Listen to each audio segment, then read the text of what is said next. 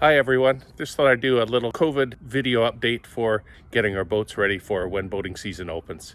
Today, I am putting my boat back on the trailer after doing the bottom painting.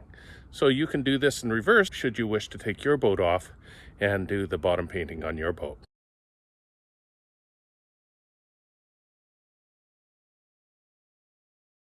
So as you can see, the trailer is empty and the boat is up on blocks.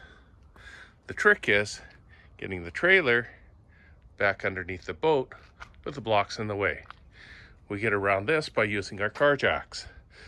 I have two and it'll make it much easier. The big problem is getting past these two center cross beams, or the axle and the cross beam. So first things first, we'll put the trailer tongue as high as possible so that the back end of the trailer goes low and can slide underneath the boat without scuffing the new paint. We'll back the trailer up to the block area. Prior to doing that, I will jack the boat up with the car jack and remove the blocks so that we can get the trailer back to that point. We'll take pictures along the way. Once we get the trailer to the point of the car jack, then we will use the second car jack to take the weight off of the first jack, placing that second jack forward of at least one, if not both, of the axles. Once we do that, then we can roll the trailer back further. The trick is bottom low, front high, to slide back to the very back portion of the boat. Once we get back there, then we will use a car jack again to lift the back end of the boat up, in conjunction with having the car jack here holding the front end up. We can try to slide the trailer back fully to make it a really easy procedure. I've done this before with only one jack. It was doable, but a little bit more problematic. This is my first time with two, so let's get started.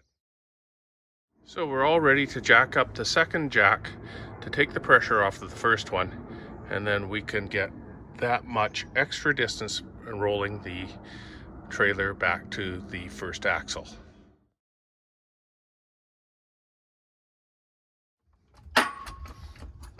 By lowering the front a little bit, that will change the angle of the boat so that the rear end will be slightly higher or in a better angle, so we don't scuff that bottom, because again, we want this bottom plate to last.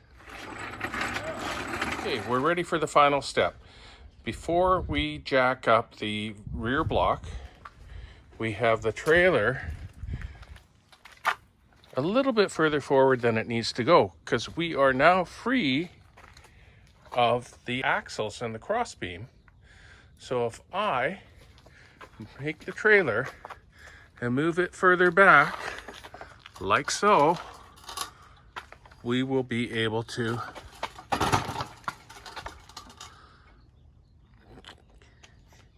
avoid any catastrophe should the boat want to tilt a little bit when we're jacking it up at the rear end of the boat. So, Donna, could you place the block ahead of the wheel so that I can release the trailer? Good to have a second set of hands so that you're not left in a position where something might be an emergency situation. We're just going to lift it off of these blocks, and you can see how it's a little bit tippy, and that's why we wanted to make sure we had the trailer as far back as possible so that we don't have an emergency situation.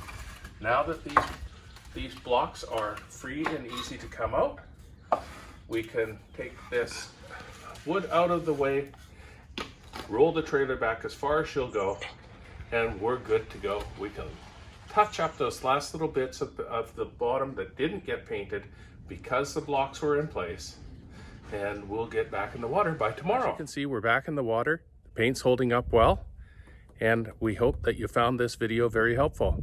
Might be a great way to spend your quarantine time or your COVID isolation time this spring before boating season, so that you're all ready to go.